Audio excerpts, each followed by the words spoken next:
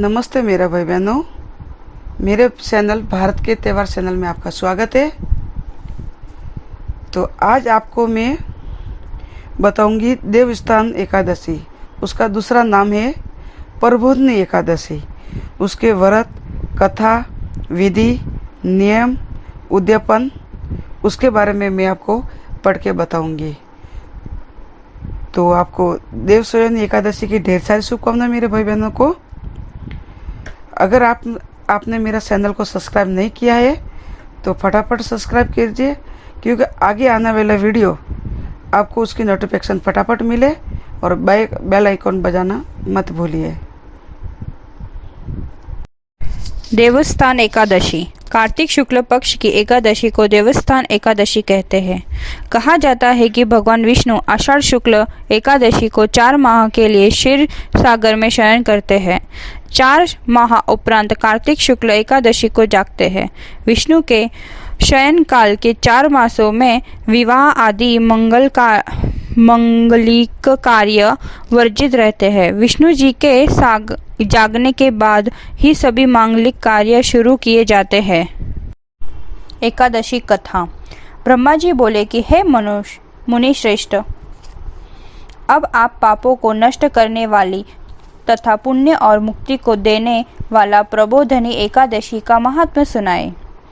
भागीरथी, गंगा तथा तीर्थ नदी, समुद्र आदि तभी तक फल देते हैं जब तक प्रबोधिनी एकादशी नहीं आती। कार्तिक मास की शुक्ल पक्ष की प्रबोधिनी एकादशी के व्रत का फल 1 सहस्त्र अश्वमेघ तथा 100 राज सूर्य यज्ञ के फल के बराबर होता है।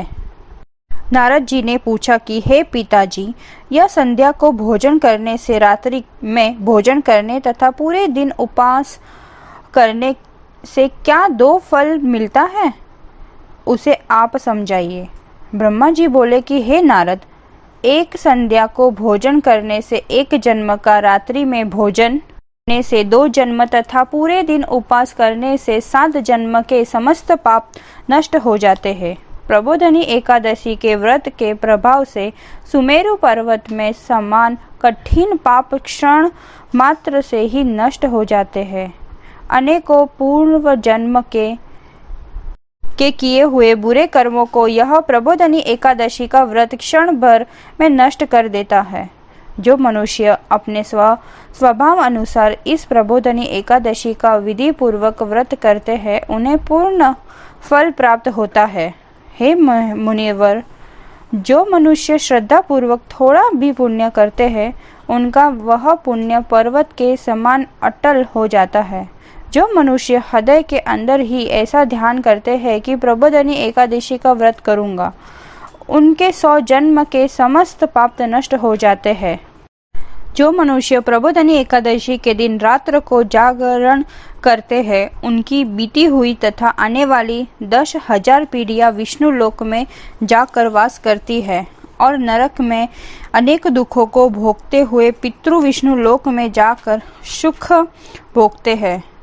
ब्रह्म हत्या आदि महान पाप भी प्रबोधिनी एकादशी का व्रत करने से धुल जाते हैं। एकादशी के दिन रात्रि को जागरण करने का फल अश्वमेघ आदि के यज्ञों के फल से अधिक होता है। समस्त तीर्थों में जाने तथा गौ, स्वर्ण भूमि आदि के दान का फल कार्तिक मास की शुक्ल पक्ष की प्रबोधिनी एकादशी के रात्रि में जागरण के फल से बराबर होता है।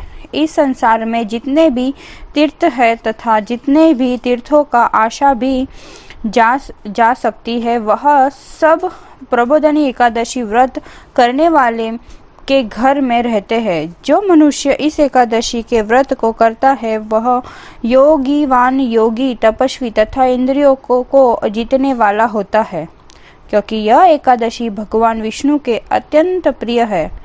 इसके व्रत के प्रभाव से कामिका, वाचिका और मानसिक पाप नष्ट हो जाते हैं। इस एकादशी के दिन जो भगवान की प्राप्ति के लिए दान, तप, होम, यज्ञ आदि करते हैं, उन्हें अक्षय पुण्य मिलता है। प्रबोधिनी एकादशी के दिन भगवान जी की पूजा करने से बाल, यौवन और वृद्धावस्था के समस्त पाप नष्ट हो जाते हैं। इस एकादशी की रात्रि को जागरण करने का फल चंद्र सूर्य ग्रहण के समान समय स्नान करने के फल से सहस्त्र गुना अधिक होता है। मनुष्य जन्म से लेकर जो पुण्य करता है वह पुण्य प्रबोधनी एकादशी के व्रत के पुण्य से सामने व्यर्थ है। इसलिए जो हे नारद, तुमको भी विधि पूर्वक विष्णु भगवान की पूजा करनी चाहिए। जो मनुष्य कार्तिक मास के धर्म परायण होकर अन्य व्यक्तियों का अन्न नहीं खाते हैं उन्हें चंद्रायण व्रत का फल मिलता है। कार्तिक मास के भगवान दान आदि से उतने प्रसन्न नहीं होते जितने कि शास्त्रों की कथा सुनने के प्रसन्न होते हैं। कार्तिक मास में जो मनुष्य भगवान की कथा को थोड़ा बहुत पढ़ते या सुनते हैं उन्हें 100 गौ के दान का फल मिलता है। मनुष्य अपने कल्याण के लिए विष्णु भगवान की कथा सुनते हैं। वे अपने कुटुंब का उद्धार करने के लिए सहस्त्र गौदान का फल पाते हैं। जो मनुष्य प्रबोधनी एकादशी के दिन विष्णु की कथा सुनते हैं उन्हें 7 दीप के दान का फल मिलता है।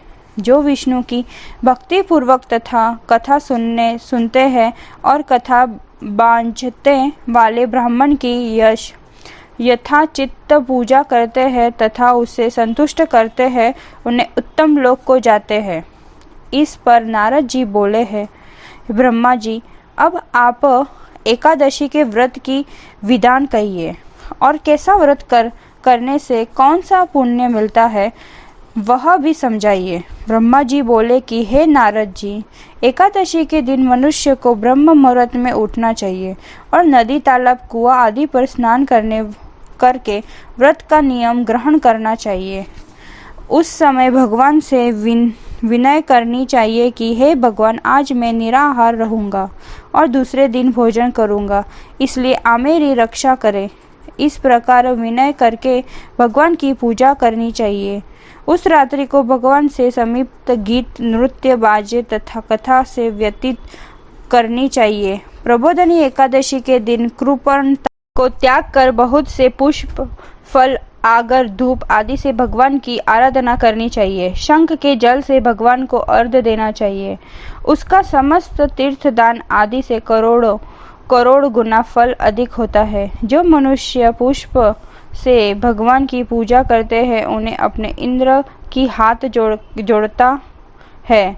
कार्तिक मास में जो विल्व पत्र से भगवान की पूजा करते हैं उन्हें अंत में मुक्ति मिलती है। कार्तिक मास में जो मनुष्य तुलसी जी से भगवान की पूजा करते हैं उन्हें 10,000 जन्म से के समस्त पाप नष्ट हो जाते हैं। जो मनुष्य इस मास में श्री तुलसी जी के दर्शन करते हैं या छूते हैं या ध्यान करते हैं या रोपण अथवा सेवा करते हैं वे 1000 कोटि युग तक भगवान के घर में रहते हैं। समस्त मनोकामनाओं को पूरा करने वाला भगवान कदम्ब पुष्प को देखकर अत्यंत प्रसन्न होते हैं।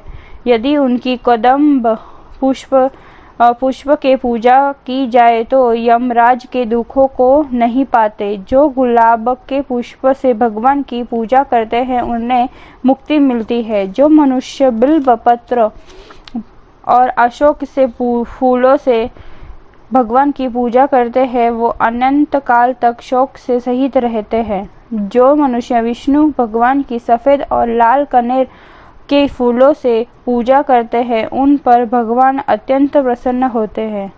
जो मनुष्य विष्णु भगवान की दुर्वा दल से पूजा करते हैं वह पूजा के फल से 100 गुना फल अधिक पाते हैं। जो भगवान की समी पत्र से पूजा करते हैं वे भयानक यमराज के मार्ग से सरलता से पार कर जाते हैं। जो मनुष्य चंपक पुष्प के भगवान विष्णु की पूजा करते हैं वो आवागमन के चक्र से छूट जाते हैं। जो मनुष्य स्वर्ण का बना हुआ केतकी पुष्प भगवान पर चढ़ाते हैं उनके करोड़ों जन्म के पाप नष्ट हो जाते हैं। जो मनुष्य भगवान के पीले और रक्त वर्ण कमल के सुगंधी फूलों से पूजा करते हैं उन्हें श्वेत दीप से स्नान मिलता है। इस प्रकार रात्रि के भगवान की पूजा करके प्रातःकाल शुद्ध जल की नदी से स्नान करना चाहिए। स्नान करने के पश्चात भगवान की पूजा करनी चाहिए। इसके बाद पूर्ति के लिए ब्राह्मणों को भोजन करना चाहिए और दक्षिणा देकर मीठे वाक्यों द्वारा सभा करनी चाहिए। उसके उपरांत भोजन गौ और दक्षिण से गुरु की पूजा करनी चाहिए और ब्राह्मणों को बहुत सी दक्षिणा देकर नियम को छोड़ना चाहिए। ब्राह्मणों को यथाशक्ति दक्षिणा देनी चाहिए। यदि ब्राह्मणों को रात्रि के भोजन करवा के स्वर्ण सहित बेल दान करना चाहिए। जो मनुष्य यात्रा स्नान करते हैं उन्हें दही और शहद दान करना चाहिए। जो मनुष्य फल की आशा करते हैं उन्हें फल का दान करना चाहिए। तेल की जगह घी और घी की जगह दूध और अन्नों के चावल दान करना चाहिए। जो मनुष्य इस व्रत के भूमि शयन करते हैं उन्हें सब वस्तुओं से सहित शैया दान करनी चाहिए। जो मौन धारण करते हैं उन्हें स्वर्ण सहित तिल दान करना चाहिए। जो मनुष्य बालों को धारण करते हैं उन्हें दर्पण दान करना चाहिए। जो मनुष्य कार्तिक मास के उपानह धारण नहीं करते उन्हें उपानह दान करना चाहिए। जो इन मास में नमक त्यागते हैं उन्हें शक्कर दान करनी चाहिए। जो मनुष्य नित्य प्रति देव मंदिरों में दीप जलाते हैं उन्हें स्वर्ण या तांबे के दिए को घी तथा बत्ती सहित दान करना चाहिए। जो मनुष्य चातुर्मास व्रत में किसी वस्तु को त्याग देते हैं उन्हें उस दिन से पुनः ग्रहण करना चाहिए। जो मनुष्य प्रबोधनी एकादशी के दिन विधि पूर्वक व्रत करते हैं उन्हें अत्यंत सुख मिलता है और अंत में स्वर्ग को जाते हैं। जो मनुष्य चातुर्मास व्रत को बिना किसी विघ्न और पूरा कर देते हैं उन्हें फिर दोबारा जन्म नहीं मिलता। जिन मनुष्य का व्रत खंडित हो जाता है वह नरक को जाते हैं। जो मनुष्य इस एकादशी के महात्म्य को सुनता है व पढ़ता है उसको अनेक गोदान का फल मिलता है। कथा। एक राजा के राज्य के एकादशी को कोई भी अन्न नहीं बेचता था। उस दिन सब फलाहार पर रहते थे। एक दिन भगवान ने उस राजा की परीक्षा लेने के विचार कर एक सुंदरी का रूप धारण कर लिया। राजा ने उसे देखकर पूछा कि तुम कौन हो। इस पर वह स्त्री बोली, मैं निराश्रिता हूँ। यहाँ कोई मेरा परिचित नहीं। किसके सहायता मांगो। उसके रूप सौंदर्य पर मोहित होकर राजा ने उसे महल में चलकर रानी बनकर रहने का आग्रह किया। वह बोली कि यदि राज्य का अधिकार मुझे दे दो तो साथ चलूंगी। राजा ने उसकी सब बातें स्वीकार कर ली। महल में आकर उसने एकादशी के दिन राजा से भोजन करने को कहा, किंतु राजा ने इनकार कर कहा कि वह आज केवल फलाहार पर रहेगा। पर बोली कि यदि तुम भोजन न करोगे तो मैं तुम्हारे बड़े राजकुमार का शीश काट लूंगी। इस पर राजा ने कहा कि तुम जैसा चाहो करो, किंतु वे अपने धर्म से विमुख न होंगे। यकायक रानी के रूप में भगवान विष्णु ने प्रकट होकर कहा, राजन, तुम इस कठिन परीक्षा में पास हुए। उसी समय वहां एक विमान उतरा। राजा ने अपना राज्य बड़े पुत्र को सौंप दिया और उस विमान में बैठकर परम धाम को चल गए। दोस्तों, अगर आपको यह वीडियो पसंद आया हो तो लाइक, शेयर और कमेंट करना ना भूलें। देखने के लिए धन्यवाद।